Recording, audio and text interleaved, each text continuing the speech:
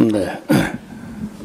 잠언 12장, 13장 이런 부분은 어쩌면은 잠언의 한 중심에 들어와 있다 이렇게 할 수 있겠습니다. 다시 말하면은 이 잠언 전체가 사람들로 하여금 지혜롭게, 의롭게, 공평하게, 정직하게, 그래서 뭐 한마디로 하면 바르게 사는 그런 도리를 적고 있습니다. 그런데 문제는 그 양심에도 새겨져 있고 법에도 새겨져 있고 하지만은 실제적으로 안 따르는 데 문제가 있다는 거예요. 몰라서가 아니고 알면서도 잘 안 따라간다는 거예요. 그럴 때 누가 옆에서 다시 한번 경계하고 훈계하고 이렇게 하면은 깨닫고 그렇지 내가 잘못됐다 이렇게 이제 깨닫고 돌아서면 돼요. 근데 여기 보면 훈계를 좋아하는 자는 지식을 좋아하나니 징계를 싫어하는 자는 짐승과 같다. 요즘 뭐 개는 보니까 개도 굉장히 똑똑한 것들이 있더라고 보니까요. 심지어 도덕적인 개도 있어요. 그리고 이 수와 양에 관한 개념을 갖고 있는 개도 있고 공평에 대한 개념을 갖고 있는 개도 있어요. 개 인형 2개하고 진짜 개하고 셋 놓고 그 인형 개에게는 사료를 듬뿍 주고 자기에게는 1개만 딸랑 주니까 그 개가 요 고를 내더라고. 그러면서 삐져가지고 그 모형 개를 물어버리고 그리고는 지방으로 들어가서 문을 탁 닫고 그냥 엎드려가지고 고민하고 있더라고. 그러니까 수와 양과 공평 이런 정도의 개념은 개도 있는 거예요. 그래서 훈계라고 하는 거는 한 번 하고 마는 거는 계명도 아니고 훈계도 아닐 수가 있어요. 그런데 이 훈계나 계명은 한 번으로 끝난 게 아니고 어떤 면에서는 계속 곁에서 깨우치고 또 이제 다그치고 또 기억나게 하고 이렇게 하는 게 이제 훈계요, 경계고 계명이라는 거. 계명. 그러니까 계명은 한 번 배운다고 끝나는 게 아니야. 평생을 곁에 두고 울림이 있게 그 잘못되면은 양심에 찔리고 그래 하게. 그러니까 때로는 하나님께서 네 문설주 문인방 바깥문에 기록하고 네 손목에 매어 기울어 삼고 미간에 붙여 표를 삼으라. 그러니까 그게 한 번으로 끝난 게 아니라는 거예요. 잔소리 같이 여러분 아무리 옳은 말도 노인들이 자꾸 하면 잔소리라 그러죠. 듣기 싫어하고 그런데도 계속 해야 돼. 여러분 이 잠언도 한 번 읽고 끝난 책이 아니고 또 읽고 또 읽고 하다 보면요 우리 삶의 환경이 조건이 자꾸 바뀌기 때문에 야 내가 이런 말씀이 있었다는 건 몰랐구나 하고 깨닫고 또 자기를 돌아보고 그렇게 하기 때문에 잠언 같은 책은 꾸준히 읽고 공부를 해야 돼. 한 번 읽고 끝나는 게 아니라는 거예요. 그래서 징계를 싫어하는 자는 짐승과 같으니라. 선인은 여호와께 은총을 입으려니와 악을 꾀하는 자는 정죄함을 받으리라. 얼른 보면은 하나님의 징벌이나 보상이나 이런 게 빨리빨리 안 이루어지는 것 같이 보여요. 그렇지 않습니까? 아니 그 악한 일에 징벌이 속기속기 나타나고 또 선한 일에 보상이 빨리빨리 주어지고 뭐 하면은 어쩌면은 인간들의 악을 좀 덜 행할지도 모르겠는데 아무리 뭐 선을 행해도 뭐 잘 되는 것도 없고 악한 자가 계속 형통해 보이고 이런 거 보이잖아요. 그게 시험이란 그게. 보이지 않는 하나님을 보는 것 같이 믿음으로 행하는 것. 의로운 선한 일에 보상이 빨리 안 이루어진다든지 악한 일에 징벌이 속히 안 이루어져도 그 믿음을 가지고 변함없이 그 신앙을 지켜나가는 자세, 그걸 하나님 보고 계신 거예요. 제가 사천에 처음에 전도자로 갔을 때 그 마을에 조그마한 구판장을 구멍가게 같은 구판장을 하는 분이, 그 사람이 뭐 그 마을에 어울리기를 좋아하고 놀기를 좋아하고 도무지 교회에 나올 사람 같지 않았는데 의외로 전도를 했더니 교회를 나왔어요.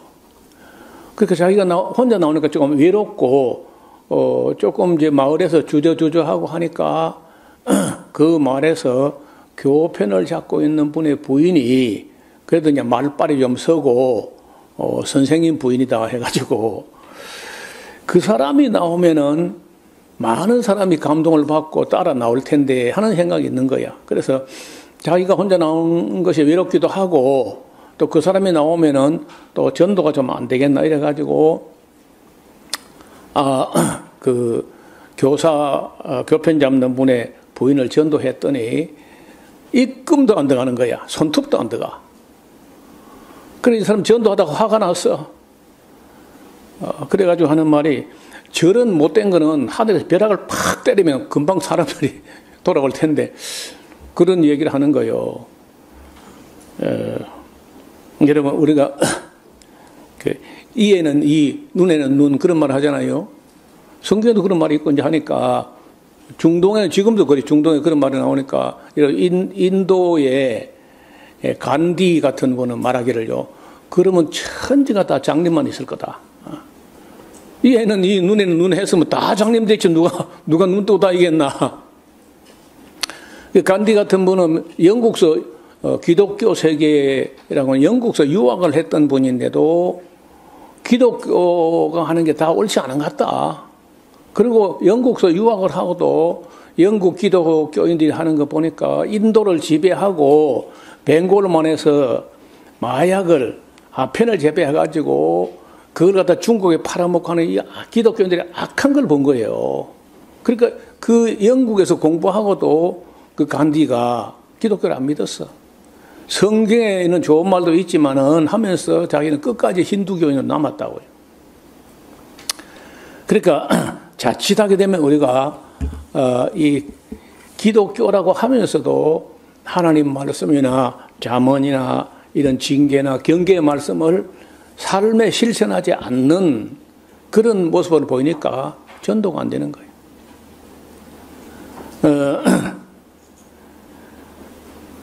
사람이 악으로는 굳게 서지 못하고 의인의 뿌리는 움직이지 않는다. 저도 이게 나무를 심어 놓고 바로 옆에 보면은 우리 체리 나무 몇 개가 있는데 자꾸 땅을 기대가는 것 같아. 나무가 단 한 해 한 뼘이나 커야 되는데, 아니 제법 거름도 넣고 했는데 어떻게 저렇게 안 크는지. 그러면 안 큰다고 할 때는 우리는 눈에 보는 거는 나무 뿌리에서 지상부만 보잖아요. 근데 뭐가 안 보냐? 뿌리가 안 보이는 거예요. 그 나는 그저 뿌리는 못 보니까 뿌리가 취하는 환경은 안 보고 왜 나무가 안 크느냐, 좀 커서 모양도 그렇고 이파리도 좀 푸르고 가끔 거름도 하고 하는데 그렇게 안 커. 근데 여기 보니까 의인의 뿌리는 옮기지 않는다. 그래서 이 사람이 눈에 보이지 않는 부분, 눈에 보이는 거는 육체가 보이고 그 육체를 지탱하는 거는 그 안에 있는 영혼, 마음, 정신 이런 보이지 않는 그런 내면 세계가 외면을 만들어가는 거거든요. 그래서 가끔 제가 뭐 비유를 드는데 교통사고 나는 건 차가 부딪히면 이제 교통사고 나오는데 사실은 대부분의 경우에 자동차 사고가 나기 전에 운전기사의 마음에서 이미 사고 났다고. 마음의 사고가 먼저 난 거야. 그래서 항상 그 뿌리가 튼튼해야 돼. 제가 몇 건데 이거 경험한데 흙을 과일나무를 심을 때 구덩이를 충분히 파고 거름을 몇 년 먹을 거름을 집어넣고 그리고 그 위에 심은 나무는 매년 동안도 꾸준하게 자라요. 그런데 그 뿌리 쪽에다가 거름을 넣지 않고 꼭 묘목 파는 사람들이요. 나무 심는 그에는 절대 거름하지 마라. 꼭 그러거든요. 그래 거름하는 게 힘들지 거름 안 하는 게 쉬우니까 안 하고 심었다가는 이제 쫄딱망하는 거예요. 일반적으로 곡식을 심어 먹던 그런 가꾸던 좋은 땅에는 진짜 거름 안 하고 심는 게 맞는 것 같습니다. 그런데 우리 석대 땅 이거는 전혀 안 그런 거예요. 이거는 땅이 희한한 땅이 돼가지고 그 심을 때 포크레인 가지고 아주 구덩이를 파고 거름을 갖다가 한 몇 포대 갖다 넣고 또 그걸 섞고 그 밑에 맨 밑에는 좀 비료도 좀 복합 비료 같은 좀 넣고 막 이렇게 해야 자라지. 그렇지 않고 그 묘목 파는 사람들 말대로 거름 하나도 안 하고 심었던 나무는요. 그 뒤에 아무리 거름을 위에서 아무리 해봐야 안 커. 그래서 지금 저걸 파내고 새로 구덩이 안에다 밑거름을 하고 지금 심어야 되나 그건 고민 중이에요. 그래서 우리 겉으로 뭐 하귀나 무슨 이런 것보다 더 중요한 거는요. 그 내면 그 어린 나무 때 여러분 들성 부른 나무는 떡잎부터 다르다 하는 말이 있는데 그 어린 아이가 자랄 때 떡잎일 때부터 그 기초가 깊어야 돼요. 아담 같은 분이 죄를 범하기 이전에 어마어마한 진짜 하나님보다 조금 못하게 그렇게 지음 받았는데 그 약점이 있어요. 아담도 약점이 있다고. 그 약점이 뭐냐면요. 어머니가 없었다는 거예요. 어머니가 없었고 물론 하나님 아버지야 계시지만은 잘 안 보이고 특별할 때만 나타나지 지금 눈에 보이는 그 아버지처럼 매일같이 훈계하고 경계하고 이런 게 없다는 거예요. 그 어머니가 없고 아버지가 없고 이제 이렇게 하니까 경험도 없고 역사책도 없고 그러니까 모조리 자기가 경험해가지고 터득을 해야 돼. 근데 첫 번째 경험도 벌써 잘못돼 버렸어. 그래서 어떤 면에서는요, 좋은 부모를 만난다는 건 복 중에 복인 거예요. 저는 우리 어머니 아버지가 전혀 하나님도 예수님도 모르는 가정에서 태어났기 때문에 출발부터 늦어버렸어요. 그리고 우리 어머니 아버지는 너무 어렵게 살면서 6남매를 기르다 보니까 이 6남매를 길러내는 거, 결혼시키는 거, 그리고 또 살 만큼 신살림을 차려내주는 거, 이거 신경 쓰다가 자녀들에게 애정이나 이런 거는 상상도 못할 정도로 그렇게 내 피비 너무 지나쳐서 궁피부로 동네에서 논밭이 제일 많은데도 우리는 진짜 가난하게 살았어요.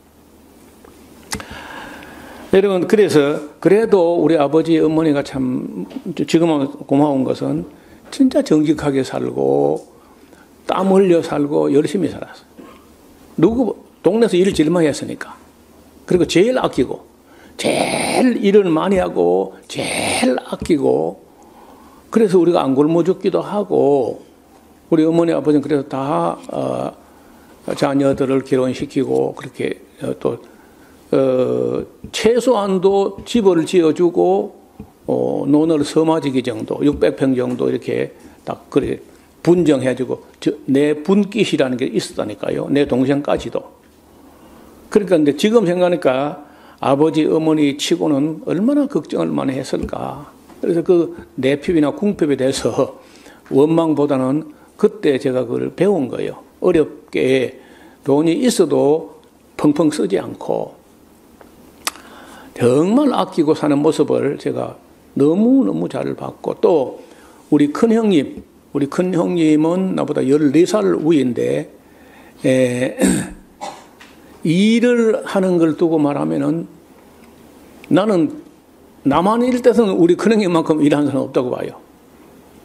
새벽에 별을 보고 나가서 저녁에 거의 10시 넘어서 농사일인데도 그래. 불을 켜고 일을 하면서. 그러니까 형님이 우리 집에 일만 하고 하면 될 텐데 내가 좀 수월할 텐데 집에 일은 나한테 다 떠맡겨버리고 형님은 경운기 가지고 온 동네 집집마다 탈곡하고 논 갈아주고 이렇게 하니까 수입은 조금 있을지 몰라도 일은 뭐 그 말로 다 못해요. 너무 제가 일에 시달리고 지치고 저는 이게 키가 커서 그런지 꾸풀이면은 역류성 식도염이 올라와요. 그러니까 전체가 농사일이 꾸풀이 하는 건데 이게 속에 목줄이 타올라오기 때문에 정말 내가 도시로 도망간 것 중에 이유 중에 하나가 꾸풀이어서 일하면은 역류성 식도염 때문에 못 견뎌요. 내 동생은 풀이나 흙을 만지면은 그 중독이 되어 올라와요. 온 손이 나병 환자 짓물러진 손처럼 돼버려. 뭔지 모르겠는데 그래요. 그래서 둘 다 이제 결국 전도자가 되고 했는데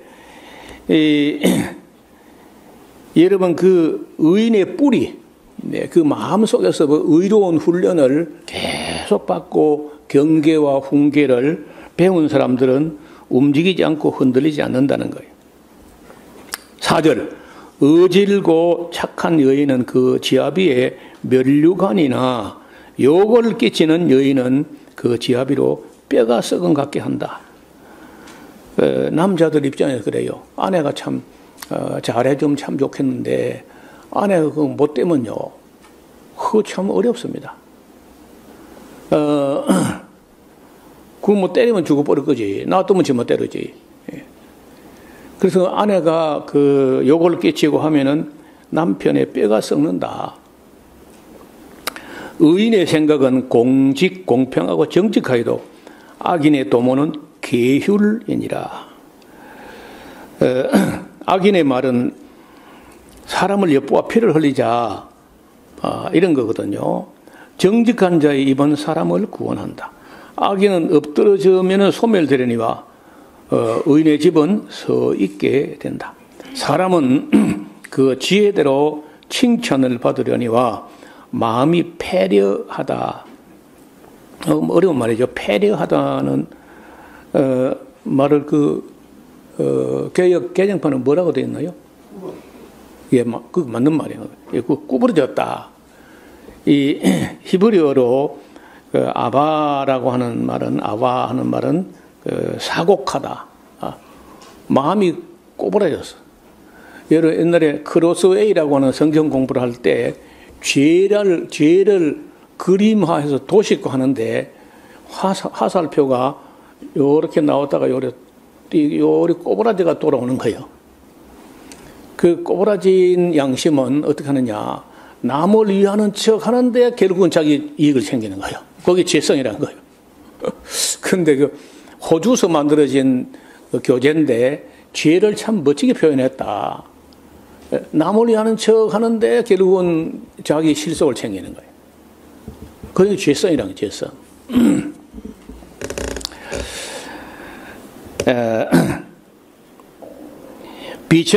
비천의 여김을 받을지라도 종을 부리는 자는 스스로 높은 채하도 음식이 핍절한 사람보다 낫다.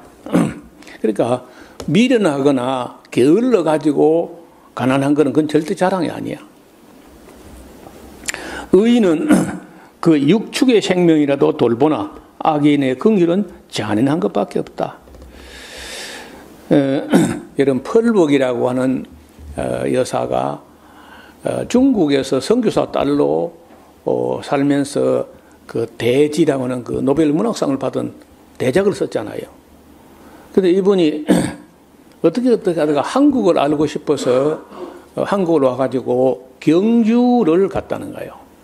그 시골길 지나가는데 어떤 그 중늙은이 뭐 할아버지까지는 아니고 그런 사람이 등에다가 지게에다 짐을 지고 그리고 또 얼마를 그 구루마 소가 끄는 소구루마에다가 싣고 그래 오는 거요. 그래서 물어봤다는 거요. 아니 지게 짊어지고 어차피 소 수레가 가는데 그거 얹고 자기도 타고 가면 수월할 텐데 왜 그 소는 소대로 가고 당신 또 등짐에 짐을 지고 가냐. 그러니까 그 농부가 하는 말이 에이 어떻게 그럴 수 있습니까 하더래요. 그걸 왜요 하니까 지도 낮 하루 종일 얼마나 고생했는데 그 내가 좀 같이 거들어줘야지 내까지 타가지고 그 어떻게 사람이 어떻게 그럴 수 있습니까? 그 말 듣고 그 펄벅이라는 여사가 남긴 말이요.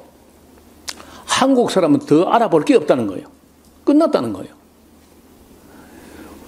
어떻게 동물에게까지 그렇게 그 애틋한 애정을 가지고 그래 생각하니 한국이라도 내가 더 알아볼 게 뭐 있으랴.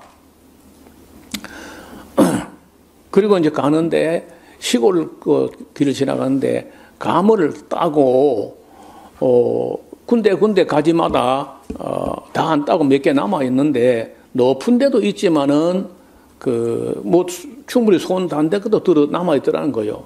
그 지금 왜 다 안 따고 남겼냐 하니까 그 겨울에 까치들이 먹을 게 없어 배고플 때 와서 먹으라고 남겨둔 거다. 그 말 듣고 펄벅이 주저앉을 뻔했다는 거예요. 아니 동물들 그 뭐 까치들까지도 생각하는 사람들이라면 우리가 뭘 더 알아보리요. 그래가지고 중국에서 오래 있었기 때문에 한자의 그 서예에 대해서 굉장히 조예도 있고 그 서예의 아름다움에 대해서 굉장히 감동을 받고 했는데 이분이 한국 와가지고 불과 며칠 만에 한글을 그냥 확 다 읽을 수 있게 돼버렸어요. 그래 너무 감동이 돼가지고 그때부터는 자기 남은 인생은 한국을 위해서 살겠다. 그렇게 하고요. 지금 인천인가 가면은 지금도 펄벅 재단이 있어요. 재단 법인을 만드는 거야. 자기 모든 역량을 한국 민족을 위해서 쓰겠다. 남은 삶을. 그리고 이제 노벨상을 받고 미국으로 갔을 때 케네디 대통령이 백악관을 초대한 거야. 그래 한국서 왔다 하니까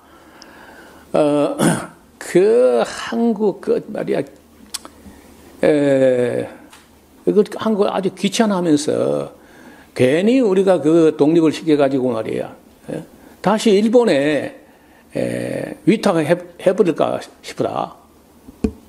그 뭐 미군을 주도시키는데 경비도 많이 나가고 뭐 예산도 나가고 그러더라는 거요. 그때부터 그때 그 펄벅이라는 여사가 케네디 앞에 얼마나 화를 냈는지 당신이 그 한국 사람을 아느냐? 일본이 얼마나 악을 했는지 당신 아느냐? 한국 사람이 일본을 얼마나 혐오하고 얼마나 저항했는지 당신 알긴 하냐? 그러니까 뭐 아니 그렇게 유명한 분이 뭐 대통령 앞에 그렇게 더럽같이 화를 내니까 케네디가 막 대단히 죄송하다 그러면서 내가 솔직히 잘 모른다고 했다는 거예요. 여러분 그 펄벅이 느꼈던 그 첫 번째 이야기 수레에 그 짐을 싣고 자기도 타고 서양 사람 같으면 능히 그래 하잖아요. 뭘 그 사람이 또 짊어지고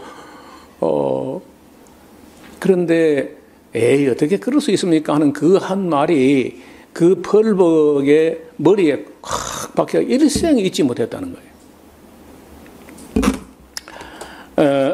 여기 그런 말이 나와요. 그 의로운 사람은 동물, 의인은 10절이죠. 육축의 생명이라도 돌아보나 악인의 긍휼은 잔인한 것밖에 없다. 자기의 토지를 경작하는 자는 먹을 것이 많거니와 방탕한 것을 따르는 자는 지혜가 없느니라. 악인은 불의의 일을 탐하나 의인은 그 뿌리로 말미암아 결실한다. 그러니까 의인은 뿌리는 그 마음 내면인데 내면에 있는 게 안 보이는 거기에 이제 마음의 뿌리가 있는데 인생의 뿌리는 마음 속에 있는 거예요. 그것 때문에 결실한다는 거예요. 우리 그 과일나무를 심는 사람들은 늘 하는 말이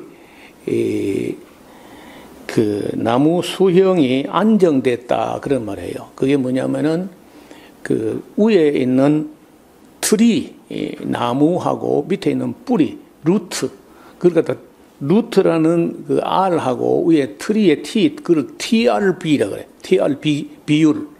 그래서 항상 가지가 잘못되어 있을 때는 뿌리가 잘못됐다는 거예요. 밑에 토양이 흘릴 게 없든지.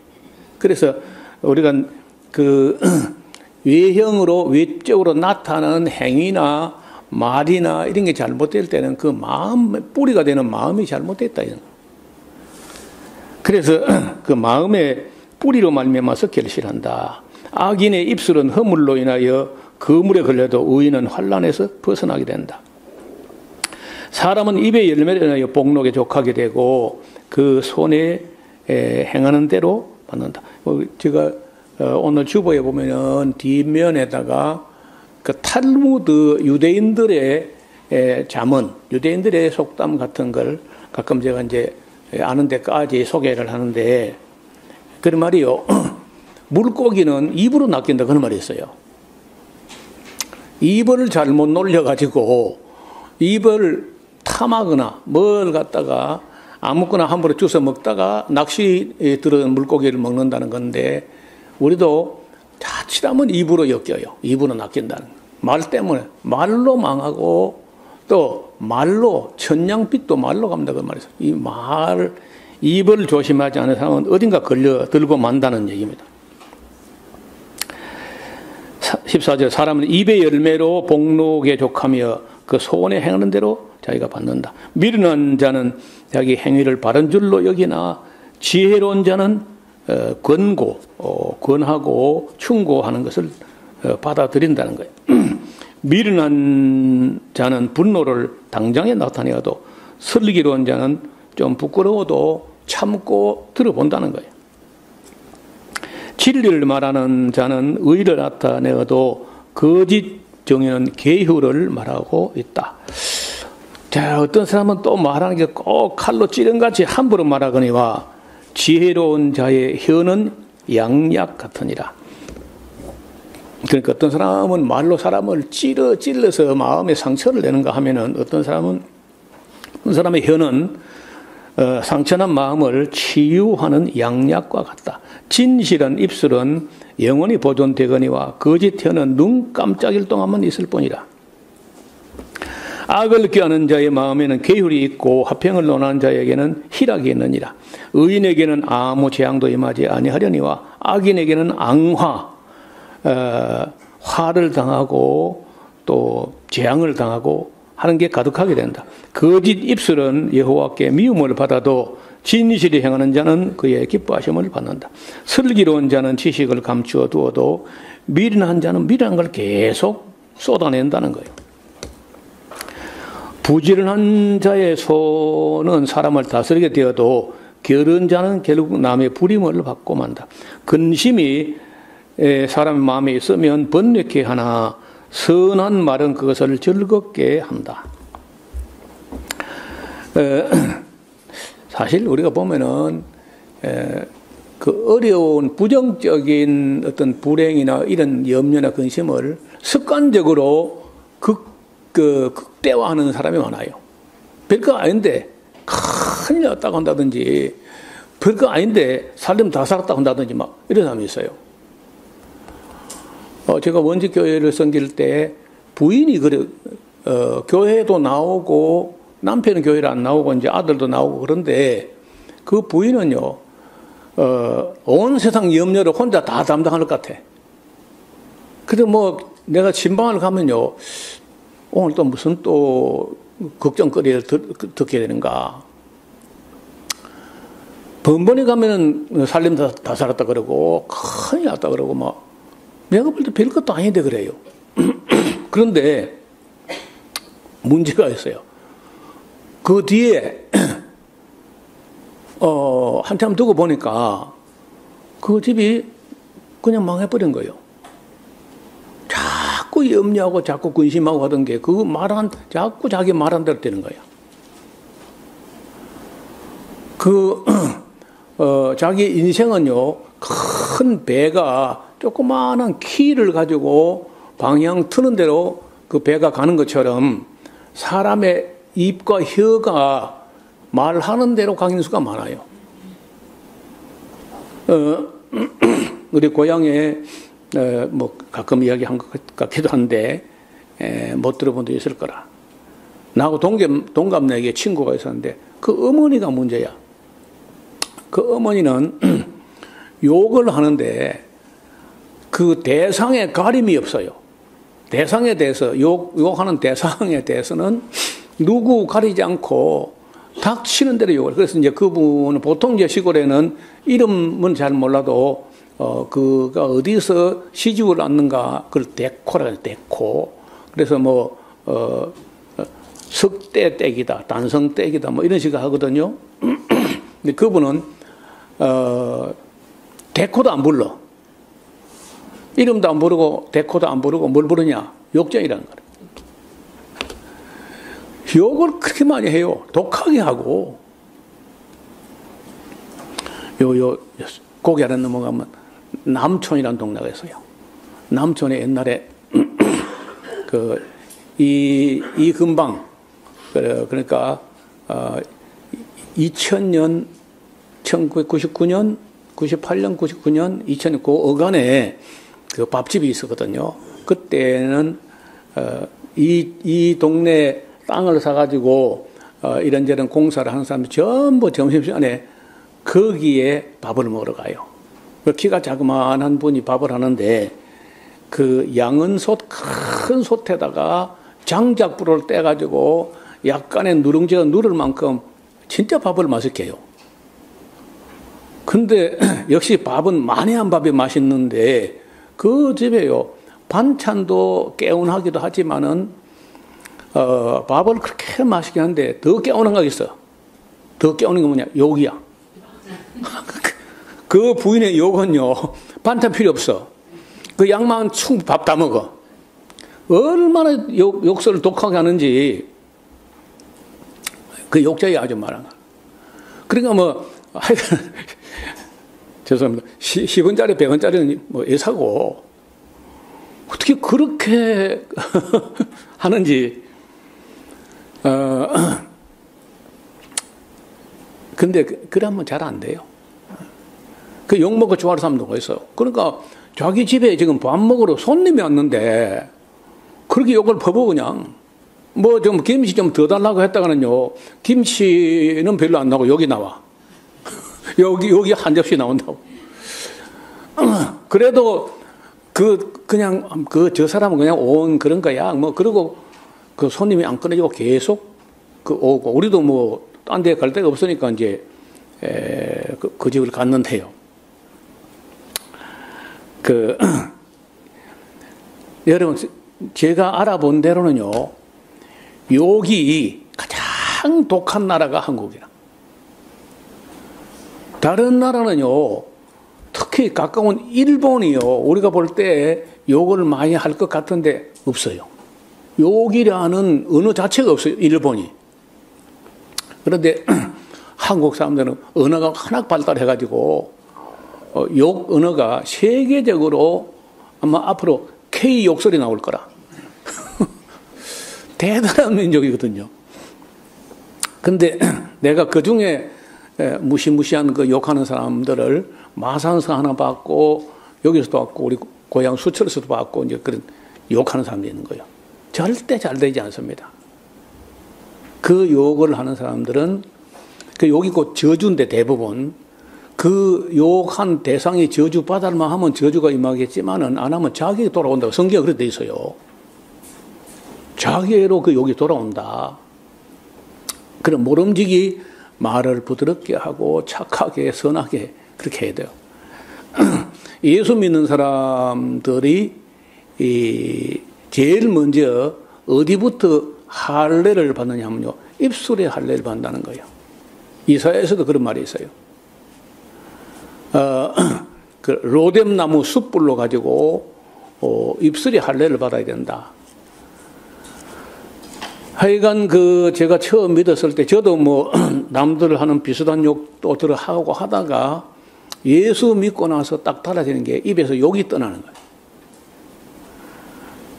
그런데도 되게 욕하는 사람들 보면요, 욕을 함으로써 그게 스트레스 해소가 확실히 된다네. 그게 또 사실인지 모르겠어요. 욕을 하면 후련해진대요. 거기 맞들으면 이제 여기서 못 벗어나는 거예요. 특히 조심해야 됩니다.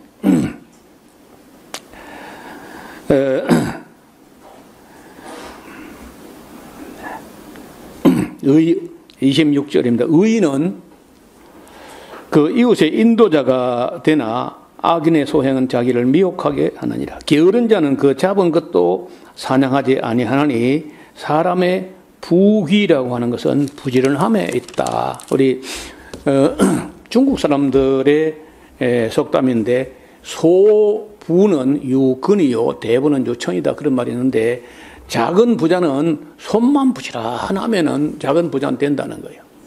근데 큰 부자는 하늘이 복을 줘야 된다. 대부는 유천이다 그런 말이 있어요. 의로운 길에 생명이 있나니 그 길에는 사망이 없다. 자, 지혜로운 아들은 아비의 훈계를 들으나 거만한 자는 꾸지람을 즐겨 듣지 아니한다. 여러분, 우리나라 지금 강복회 회장으로 지금 계시는 분이 이종찬이라는 어른이 강복회 회장이야. 그 강복회 회장이 누구를 잘 아냐 하면은 윤석열 전 대통령 아버지를 잘 안대요. 그래가지고 이제 그 윤석열의 아버지가 강복회 회장 이종찬 회장을 만나가지고 그 아들을 위해서 신신당부를 하더라는 거예요. 우리 아들이 내 말을 절대로 안 듣는다. 그러니 당신이 내 아들 곁에서 좀 잘 지도해 주도록 부탁을 했다는 거예요. 얼마 전에 나와서 방송에서 그 얘기를 하더라고. 근데 결국 이제 끝이 그래 안 좋고 아버지 훈계를 안 듣고 이종찬 같은 강복회 회장 같은 어른의 말도 안 듣고 그 이종찬 같은 분은 그 아버지 뭐 삼촌 이름을 전부 다 온 재산을 다 독립운동에 떨어본 정말 애국자 가문이거든요. 그런데 윤석열이 잘못되는 걸 보고 몇 마디 했던 모양인데 안 듣는 거예요. 결국은요, 광복절 기념식을 따로 했어. 광복회하고 대통령하고 따로 했다니까. 얼마나 말 안 듣는지. 그 훈계를 도하지 않는 거예요. 사람은 그 입의 열매로 인하여 복록을 누리거니와 마음이 괴사한 자는 강포를 당한다. 입을 지키는 자는 그 생명을 보존하나 입술을 크게 벌리는 자에게는 멸망이 오느니라. 게으른 자는 마음으로 원하여도 얻지 못하나 부지런한 자의 마음은 풍족함을 얻는다. 의인은 거짓말을 미워하나 악인은 행위가 흉악하여 부끄러운 데 이르고 만다. 의인은 행실이 정직한 자를 보호하고 악은 죄인을 패망케 하느니라. 스스로 부한 채 하여도 아무것도 없는 자도 있고 스스로 가난한 채 하여도 재물이 많은 자가 또 있다. 사람의 재물이 그 생명을 속할 수는 없지만은 그러나 가난한 자는 협박받을 일도 없다. 의인의 빛은 환하게 빛나게 되고 악인의 등불은 꺼져간다. 교만에서는 다툼만 일어날 뿐이라. 겉면을 듣는 자가 지혜가 있는 거다. 망령 때에 얻은 재물은 줄어가고 손으로 모은 것은 늘어간다. 여러분, 재물이라도 열심히 땀 흘리고 노력해가지고 재산을 늘려간 사람 얼마나 어렵게 그걸 얻었기 때문에 아낍니다. 아무래도.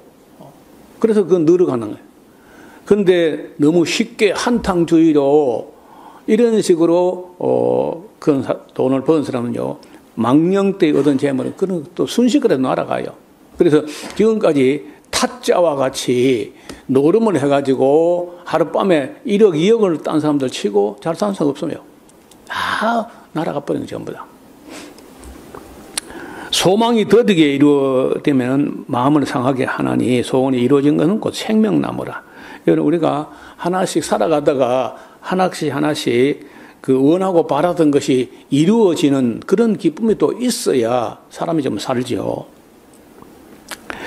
말씀을 멸시한 자는 패망을 이루어도 계명을 두려워하는 자는 상을 얻느니라. 지혜에 있는 자의 교훈은 생명샘이라. 사람으로 사망의 그물에서 벗어나게 하느니라. 선한 지혜는 은혜를 베푸나 괴사한 자의 길은 험하니라.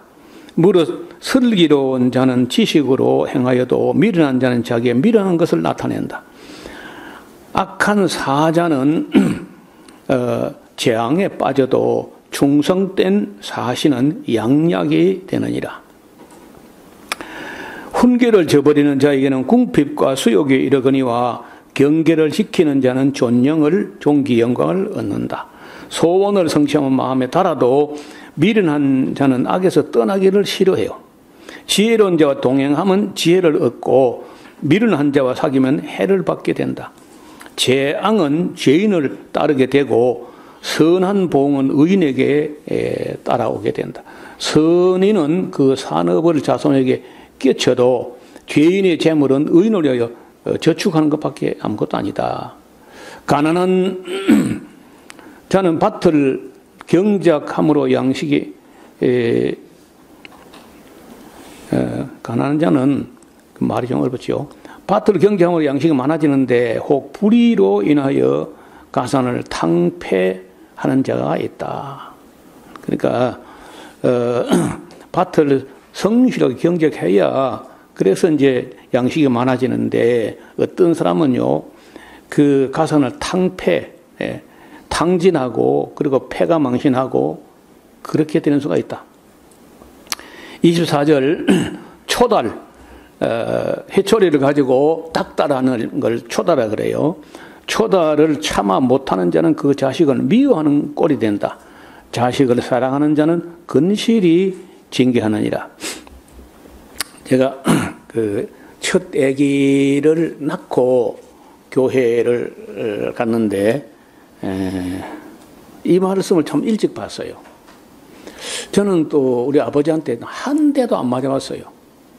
우리 아버지가 너무 자식을 사랑해서인지 너무 마음이 착해서인지 아무도 안 때리고 그러는데 저는 우리 애들요 손바닥을 들어 때렸습니다. 이 말씀 때문에 잠언 13장 24절 때문에 초달을 하지 못하는 자는 자식을 미워하는 꼴이 된다. 자식을 사랑하는 자는 근실이 징계한다. 그래서 대나무 뿌리가 있어요. 우리 볼펜보다 조금 큰데 한 길이가 한 50cm 되는 대나무 뿌리가 지금도 이렇게 보관되어 있습니다. 우리 아이들 기를 때 전노하면요 양심의 눈금이 확실하게 꺼질 정도로 따끔따끔하게 때려가지고 곁길로 못 가게. 그런데 오늘날은 부모도 자식을 때리지도 못하고 학교 선생님도 체벌을 지금 못하게 돼 있어요.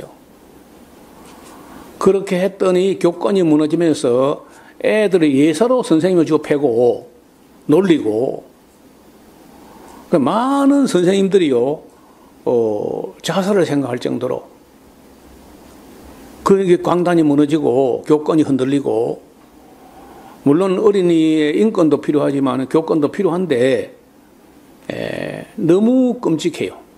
아이들이 전부 왕자병 아니면 공주병 환자들인데 선생님 말 안 들어요. 그리고 누워 자는 게 얼마나 누워 자느냐. 국영수 시간에는 조금 깨어있는 척 하지만 나머지는요 70%에서 80% 자고 한 20%가 깨어 있습니다. 완전히 완전히 엎어져 있습니다. 그리고 왜 그러냐? 빨리 낮에 에너지를 축적해야 학교 마치고 학원에 가서 정신 차리고 공부할 수 있기 때문에 학원 공부를 위해 가지고 수업 시간에 충분히 자두지 않으면 학원 공부가 안 된다는 거예요. 이게 우리 학교의 현실입니다. 근데 이게 한두 교실만 그런 게 아니고 거의 다 그래요. 그래서 이 지도권 학교라는 게 그래도 이런 학교라도 유지를 해야 되느냐, 그 고민에 빠져 있는 거예요. 오늘은 13장 24절 잊지 마시길 바랍니다. 의인은 포식하여도 악인의 배는 줄이게 된다. 하나님 아버지, 오늘도 금싸라기 같은 계명의 말씀, 훈계의 말씀을 들었습니다. 들어볼 때마다 우리도 참 잘못되게 살아왔구나 하는 지적을 받게 되고 찔림을 받게 됩니다. 아버지 하나님, 젊은 날에 우리가 계명과 율례, 훈계의 말씀을 달게 듣고 우리 삶을 가다듬어서 우리 양심에 조금이라도 어긋나는 계명을 떠나거나 훈계를 무시하는 그런 우를 범치 않게 하옵시고, 또 우리 가정에 자라난 어린 꿈나무들이 바르게 자라서 하나님의 영광이 되게 하여 주옵소서. 예수님 이름으로 기도하옵나이다. 아멘.